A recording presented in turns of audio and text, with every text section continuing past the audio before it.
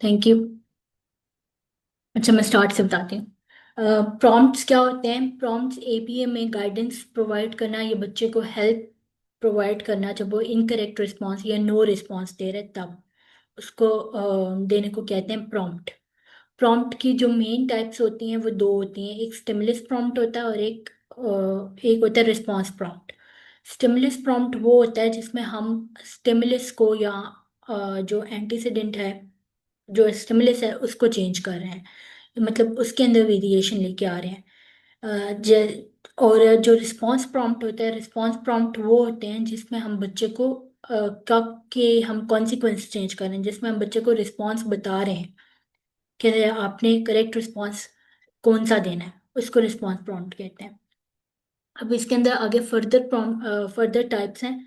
जैसे physical prompt है, तो फिजिकल प्रॉम्प्ट में आता है फुल फिजिकल, पार्शियल फिजिकल।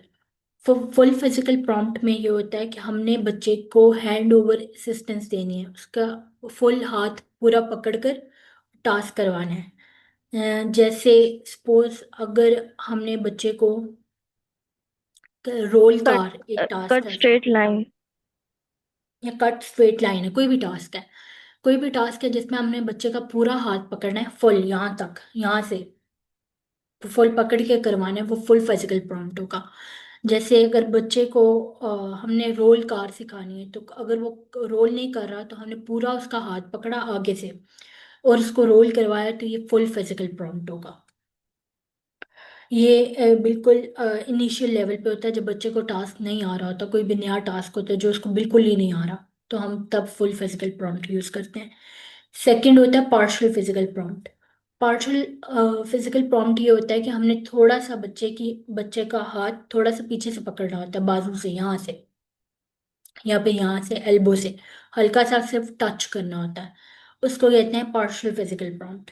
जैसे सपोज रोल कार रही है, तो अगर वो बच्चा फुल फिजिकल वो रोल कार नहीं कर रहा, तो हमने उसको पार्शियल फिजिकल से करवाना है, तो हल्का सा उसका पीछे से हाथ नहीं पकड़ना, बाजू पकड़ना है पीछे से, तो वो पार्शियल फिजिकल प्रॉम्प्ट हो जाएगा। अह, फिर नेक्स्ट होता है वर्बल प्रॉम्प्ट। वर्बल प्रॉम्प्ट में भी दो होते हैं, फुल वर्बल प्रॉम्प्ट और echoic verbal prompt, echoic prompt. वो फुल वर्बल में हम पूरा वर्ड वर्ड बोलते हैं। जैसे फॉर एग्जांपल हम बच्चे को जो फिर रिक्वेस्टिंग वाला टास्क है, F2, F2 है अगर, जिसमें वो है मल्टीप्लाई कंट्रोल रिक्वेस्ट जो है, उसमें हम बच्चों को कहते हैं से, आगे सपोज उसका रीइंफोर्सर है से कार। अगर तो हम उसको पूरा कार सिखा रहे हैं, कार, तो वो हो जाएगा फुल वर्बल प्रॉम्प्ट या फिर वर्बल प्रॉम्प्ट होगा। अगर हम उसको सिर्फ इनिशियल साउंड सिखा रहे का प्रॉम्प्ट दे रहे हैं, जैसे कार हमने कहना है तो हम कहते हैं का, तो वो इकोइक प्रॉम्प्ट होगा। उसमें यह है कि इनिशियल जो था हमने स्टार्ट बच्चे को बता दिया और आगे वो कंप्लीट खुद कर लेता है। उसमें हम प्रॉपर फुल वो फुल असिस्टेंस नहीं देते।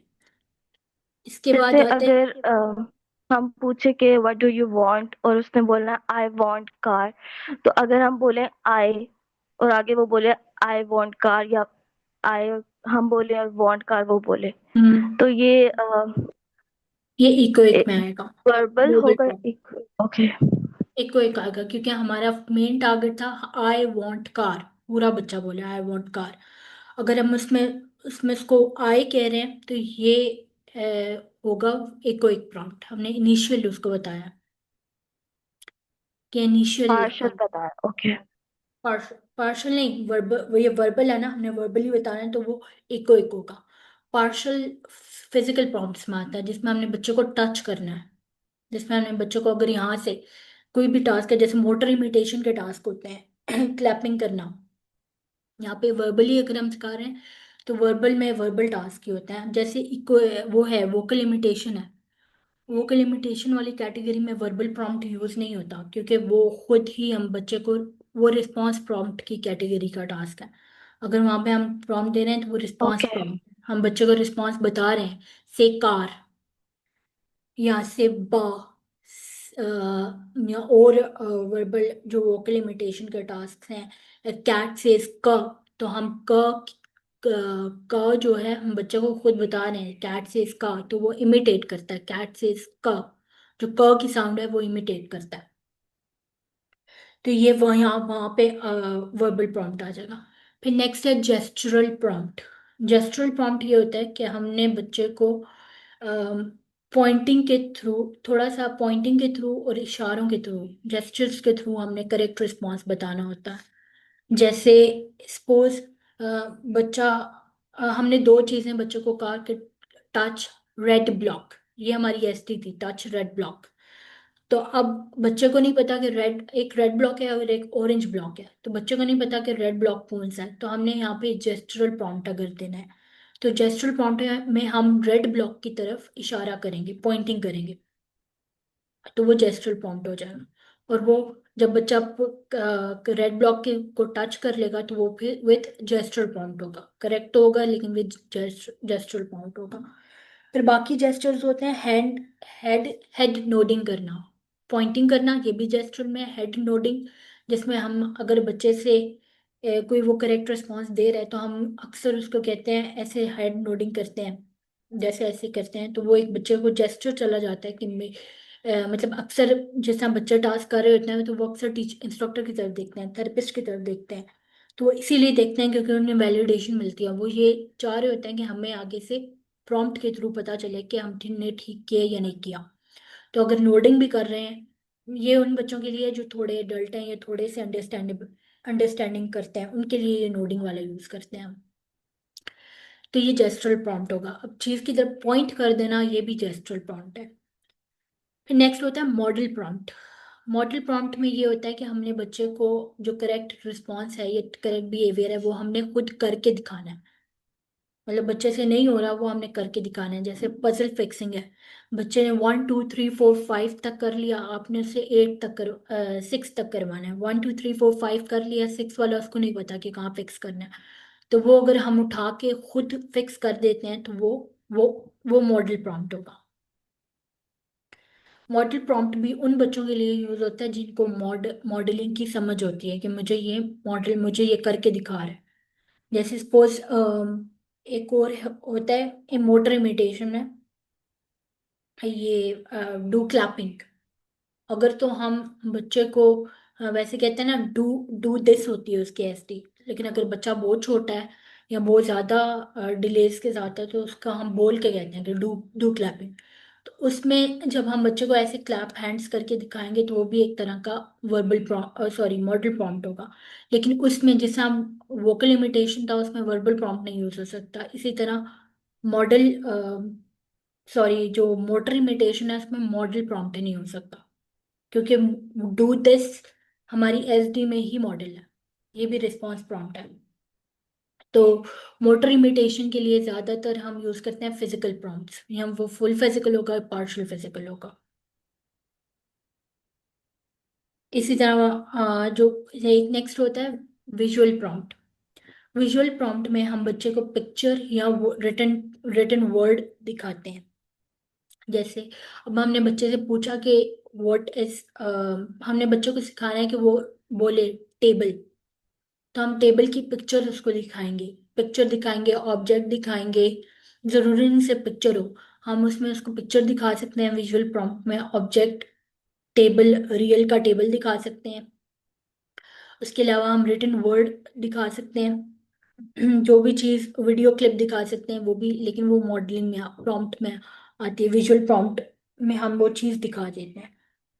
इसके बाद नेक्स्ट होती है पोजिशनल प्रॉम्प्ट। पोजिशनल प्रॉम्प्ट ये होता है जो मैंने आपको बताया ना, प्रॉक्सिमिटी प्रॉम्प्ट, वो पोजिशनल प्रॉम्प्ट ही है। पोजिशनल प्रॉम्प्ट में ये है कि हमने जो करेक्ट रिस्पॉन्स है, ये प्रॉक्सिमिटी प्रॉम्प्ट है, वहाँ पे जो करेक्ट रिस्पॉन्स है वो हमने बच्चे के करीब कर देना है। जैसे कि आपने बच्चे को बोला कि गिव मी एप्पल। अब दो चीजें हैं, एप्पल भी है और कैट भी है, तो आपने इसको अगर प्रॉक्सिमिटी प्रॉम्प्ट से सिखाना है तो कैसे सिखाएंगे, या पोजिशनल प्रॉम्प्ट, ये एक ही है दोनों का नाम। एप्पल को हम थोड़ा सा उसके करीब, हाथ के करीब रख देंगे ताकि वो हमें एप्पल उठा के दे दे। जी ऐसे ही है, प्रॉक्सिमिटी में हम थोड़ा सा करीब कर देते हैं। अच्छा, एक और होता है जिसमें हम टेक्सचुअल प्रॉम्प्ट कहते हैं, ये भी रिस्पांस प्रॉम्प्ट की कैटेगरी है। टेक्सचुअल प्रॉम्प्ट में क्या है कि हमने करेक्ट रिस्पांस बच्चे को लिख के देना होता है। अब वो व्हाइट बोर्ड पे भी लिख सकते हैं, पेपर पे भी लिख सकते हैं, या फिर हम कोई लिखी हुई चीज हम बच्चे को, लिखा हुआ कोई हम ऑब्जेक्ट दिखा दें, यहाँ पे वो चीज लिखी हुई है, तो जिसमें चीज में हम पेन मार्कर यूज करेंगे, लिख के देंगे, वो टेक्सचुअल प्रॉम्प्ट होगा। जैसे अब ये ज्यादातर वर्बल के लिए यूज होता है, हमने बच्चे को सिखाना है से बॉल, तो बॉल में हम क्या करेंगे, प्रॉम्प्ट देते हुए हम उसको टेक्सचुअल प्रॉम्प्ट भी देंगे, लिख के देंगे बॉल, तो वो बोलेगा बॉल। ब, अगर बच्चा नहीं बोल रहा तो हम उसको लिख के देंगे, वो वर्बल, वो सॉरी, हो जाएगा टेक्सचुअल प्रॉम्प्ट। जो भी चीज हम उसे लिख के दे रहे हैं, सिखा रहे हैं, वो टेक्सचुअल प्रॉम्प्ट में आती है। फिर एक और प्रॉम्प्ट होता है जिसमें जिसमें हम बच्चे का जो है कि हम जो करेक्ट रिस्पॉन्स है उसका तरीका बताते हैं, उसको कहते हैं डायरेक्टिव प्रॉम्प्ट। डायरेक्शंस देते हैं, डायरेक्ट कि आपने इस तरह से करना है, अब ये करना है, अब ये करना है, पूरी उसको ना वो टास्क बताते हैं कि किस तरह से करना है। जैसे कि अगर बच्चा पजल फिक्स कर रहा है तो हमने वहां पे उसको डायरेक्टिव प्रॉम्प्ट देना है। डायरेक्टिव प्रॉम्प्ट हम उसको ऐसे देंगे, उसको बताएंगे कि पहले वन वहां से उठाओ और उसको यहाँ पे फिक्स करो, नंबर स्टार्ट पजल के स्टार्ट में। फिर टू उठाओ, टू को उसके साथ फिक्स करो, फिर सिक्स उठाओ, उसको उधर एंड वाली साइड पे लगाओ। ये सारी डायरेक्टिव प्रॉम्प्ट है, हमने उसको डायरेक्शंस दी हैं। डायरेक्टिव प्रॉम्प्ट और जेस्चर प्रॉम्प्ट में क्या फर्क है? डायरेक्टिव में हम डायरेक्शन देते हैं और जेस्चर में हम कोई जेस्चर शो करते हैं, जैसे फिंगर को हम ऐसे हिलाए नो, या फिर जेस्चर शो करें, जैसे सर हिलाए नो। और डायरेक्शन में हम कहते हैं जैसे गो टू टीचर आयशा, तो हम डायरेक्शन देते हैं सीधा जाओ, दरवाजा खोलो, ऐसे करके डायरेक्शन हम्म। हम देते कि बाहर जाओ। अच्छा, ये अब go to teacher Ayesha suppose, ये आपने सिखाना है बच्चे को जेस्चर प्रॉम्प्ट से, तो कैसे सिखाओगी?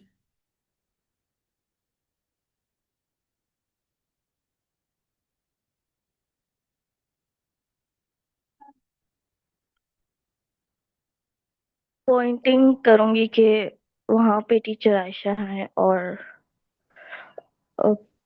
शी इज टीचर आयशा, और नहीं, अब आओ। अगर आप वर्बली उसको बता देती हो कि शी इज टीचर आयशा, ये दिस इज टीचर आयशा, तो वो जेस्चर प्रॉम्प्ट नहीं आएगा। ना वो डायरेक्टिव प्रॉम्प्ट है, ना ही वो जेस्चर प्रॉम्प्ट है, वो वर्बल प्रॉम्प्ट है। आपने बताना नहीं है, सिर्फ डायरेक्शन देनी है कि उस तरफ है टीचर आयशा की तरफ इशारा करना है, पॉइंट करना है। अब ये हम प्रॉम्प्ट लेवल डिसाइड कैसे होता है कि कौन सा लेवल कब यूज करना है? उसके लिए दो चीजें होती हैं, लीस्ट टू मोस्ट प्रॉम्प्टिंग या most to least prompting. Least ज्यादातर यूज हो रही होती है least to most prompting, sorry most to least use होती है। लीस्ट टू मोस्ट में ये होता है कि आपने जो सबसे कम लेवल है वहां से शुरू करना है, और जो सबसे मैक्सिमम है वहां तक करना है। जैसे इंडिपेंडेंट इंडिपेंडेंट लेवल आपने पहले यूज कर, इंडिपेंडेंट पे तो प्रॉम्प्ट आता नहीं, उससे जो कम वाला लेवल है जिसमें आपने सपोज मॉडल प्रॉम्प्ट, जेस्चरल प्रॉम्प्ट से आपने स्टार्ट किया और फुल फिजिकल तक लेके गए बच्चे को। फॉर एग्जाम्पल, यही आपको example go to teacher Ayesha, teacher Ayesha वाली चीज हमने बच्चे को प्रॉम्प्ट्स के थ्रू सिखानी है।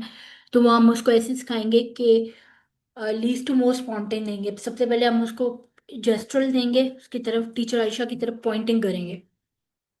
फिर अगर उसको तब भी नहीं समझ आ रही तो आपने फिर टीचर आयशा की तरफ खुद जाकर कहना है, जाकर दिखाना है उसको।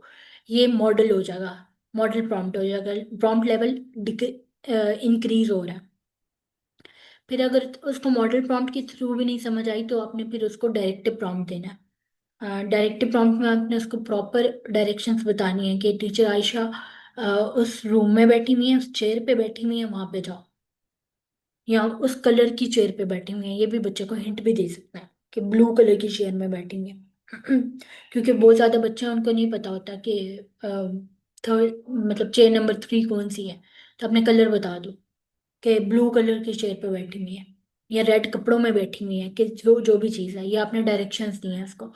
फिर लास्ट क्या है, अगर डायरेक्टिव से भी नहीं समझ आ रही तो फिर आपने फुल फिजिकल प्रॉम्प्ट देना है, सॉरी पार्शियल फिजिकल देना है। आपने हल्का सा उसको बाजू से पकड़ना है और उसकी तरफ इशारा करना है, सॉरी टीचर की तरफ भेजना है।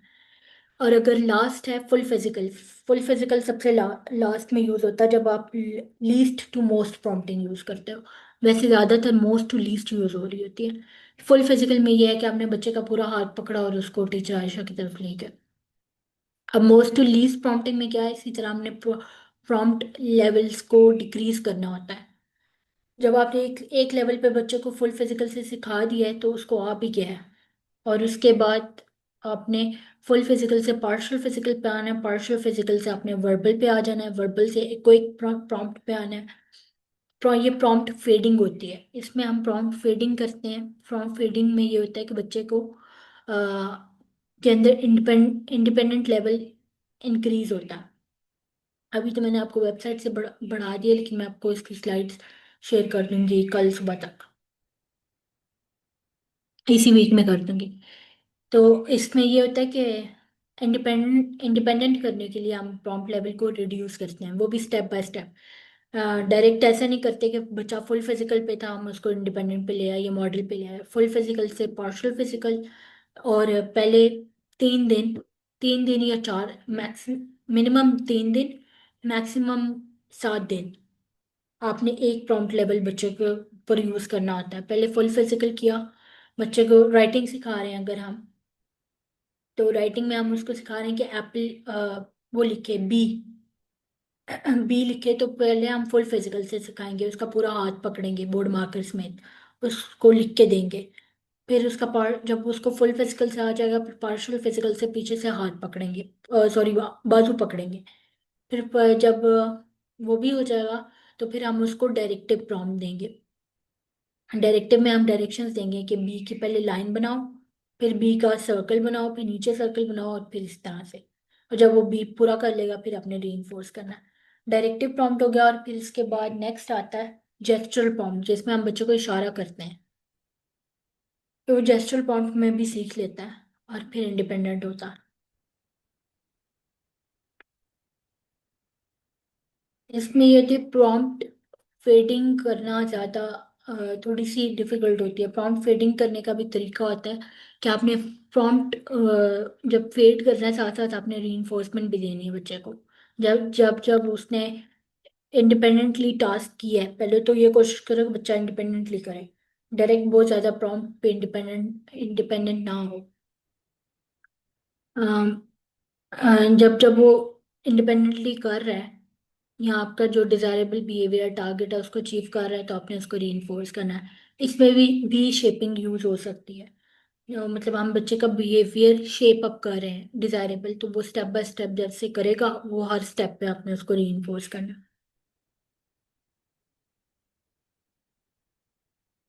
प्रॉम्प्ट हायरार्की क्या होती है? प्रॉम्प्ट हायरार्की है कि एक सीक्वेंस बना हुआ है, ये जिस तरह मैंने आपको बताया मोस्ट टू लीस्ट वाला। पहले हमने मोस्ट में मतलब लेवल 1, लीस्ट सबसे कम का लेवल है, लेवल नंबर 4 कर लो, 4, 4 या 5 लेवल है जिसमें वो इंडिपेंडेंट करता है। कि वो hierarchy step by step reduce करना। जैसे राइटिंग के टास्क होते हैं उसमें हम प्रॉम्प्ट फीडिंग यूज कर सकते हैं। इसी तरह हम अगर मोटर इमिटेशन है उसमें भी यूज कर सकते हैं। मोटर इमिटेशन के लिए प्रॉम्प्ट हम कैसे यूज करेंगे कि उसमें हम बच्चे को full physical, partial physical, model और जेस्चर प्रॉम्प्ट दे सकते हैं। मॉडल प्रॉम्प्ट नहीं दे सकते। मोटर मोटर इमिटेशन में मोटर इमिटेशन का टास्क खुद ही मॉडल है, उसकी एसडी में ही मॉडल है, तो वो नहीं दे सकता। और प्रॉम्प्ट फेडिंग करना बहुत इंपॉर्टेंट होता है, कोई थेरेपिस्ट बोले या ना बोले आपने प्रॉम्प्ट फेडिंग करनी होती है।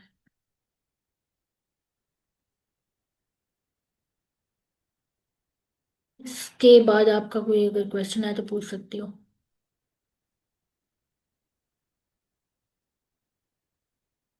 वोकल इमिटेशन का जैसे है माँ बा, तो हम्म। अगर उसमें जो है प्रॉम्प्ट हम मतलब वोकल, तो हम बोल रहे हैं एस टी है वो प्रॉम्प्ट नहीं है। तो अगर हम माँ लिखेंगे तो फिर वो प्रॉम्प्ट होगा, वर्बल प्रॉम्प्ट। तो हम वहाँ पे वर्बल कह रही हूँ, टेक्सचुरल प्रॉम्प्ट, तो वो हम वहाँ पे मार्क कर लें। जिसमें वोकल इमिटेशन क्या है? जैसे माँ, बा, ओ, हाँ, अगर उसमें आ। लिख के बच्चे को दे रही है, अगर उसमें लिख के बच्चे को माँ बा का जो भी साउंड सिखा रही हो, वो अगर बोर्ड पे लिख के दे रही हो या पेपर पे, तो वो टेक्सचुअल प्रॉम्प्ट होगा। उसमें वर्बल ठीक प्रॉम्प्ट है। नहीं यूज हो सकता, क्योंकि वो उसकी एसडी में ही है, वर्बली। जी। एक हो सकता है उसमें, हम इनिशियल साउंड बच्चे को का अगर सिखा कह रहे हैं, वो अगर वो तब होगा एक। अगर आपने उसको कैट सिखाना है तो आप क सिखा दो, फिर ट, कैट। हम इसी तरह टास्क को ब्रेक भी करते हैं, इसी ये शेपिंग के थ्रू भी हो सकता है। स्टेप बाय स्टेप उसको आप रीइंफोर्स करो।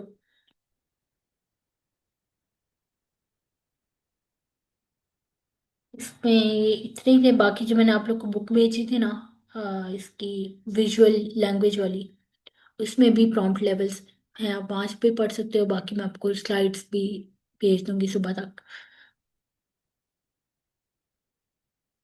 ठीक है, आज हमारी ये तीन ये कवर। सारे रिस्पॉन्स प्रॉम्प्ट है या सिर्फ वर्बल नहीं, रिस्पॉन्स प्रॉम्प्ट? इसमें वो प्रॉम्प्ट्स जिसमें बच्चे को आंसर मिल रहा है, जिसमें बच्चे को करेक्ट रिस्पॉन्स का पता चल रहा है कि ये करेक्ट रिस्पॉन्स है, वो। जैसे व्हाट इज दिस कार, इसमें अ, है ना? जिस इसमें वर्बल प्रॉम्प्ट जो है वो रिस्पॉन्स प्रॉम्प्ट में आता है, क्योंकि उसमें उसको आंसर का पता चल रहा है। इसके बाद जो है वो व्हाट है do you want. What do you want में हम बच्चे को जैसे व्हाट इज दिस है, लेबलिंग वाला टास्क है, उसमें हम बच्चे को बताते हैं ना, what is this ball, cat, dog, जो भी हम लेबल करवा रहे हैं उससे।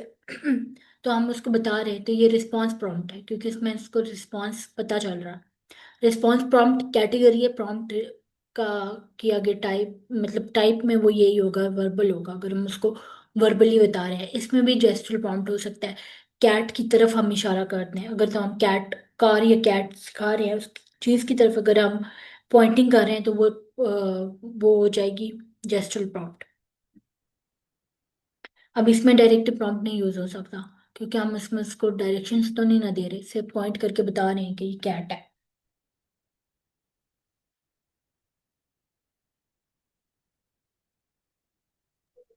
ये जेस्चुरल जो प्रॉम्प्ट है, इसकी मुझे थोड़ी सी समझ नहीं आई कि हम कौन कौन से जेस्चर्स यूज कर सकते हैं, जैसे पॉइंटिंग और वगैरह।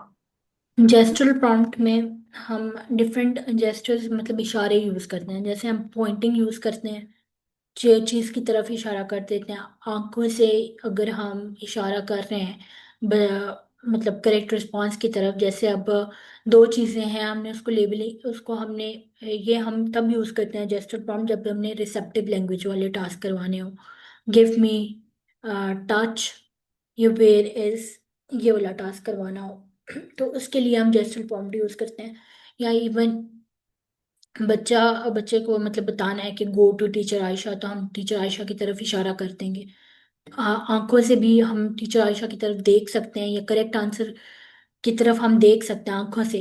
हम बच्चे को जैसे अब इशारा नीचे आंखों की तरफ देख के कहते हैं, करेक्ट रिस्पॉन्स की तरफ भी देख रहे हैं, तो भी बच्चों को समझ आ जाती है कि यही करेक्ट रिस्पॉन्स है।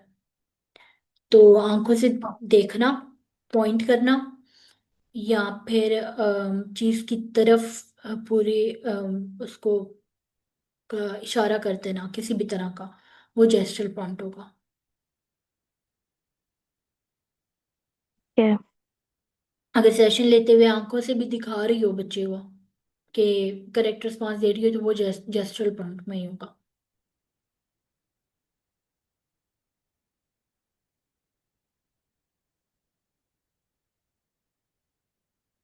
कुछ पूछना ही, ये प्रॉम्प्ट्स वाला इतना ही था, खत्म हो गया।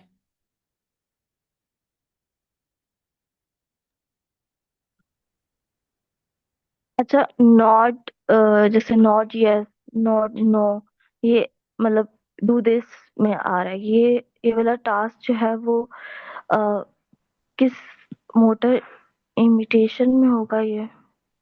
डू दिस वाला जो है वो मोटर इमिटेशन है, जिसमें हम बच्चों को एक्शन सिखा रहे हैं।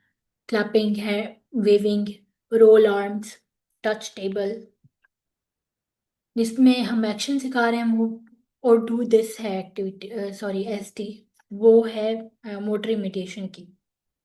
लेकिन जो से वाली है वो वोकल इमिटेशन है, जिसमें हम वर्बली बच्चे को लफ्ज बोलना सिखा रहे हैं, वो verbal imitation, sorry vocal imitation है। ठीक है। ओके। और कुछ पूछना है या फिर क्लास खत्म है तो? नहीं, बस। आज फिर हमने ये तीन पढ़े हैं, फिर नेक्स्ट हम कल तीन, नेक्स्ट की जो टेक्निक्स होंगे वो हम कल पढ़ेंगे। ओके। ओके, अल्लाह हाफिज। अल्लाह हाफिज।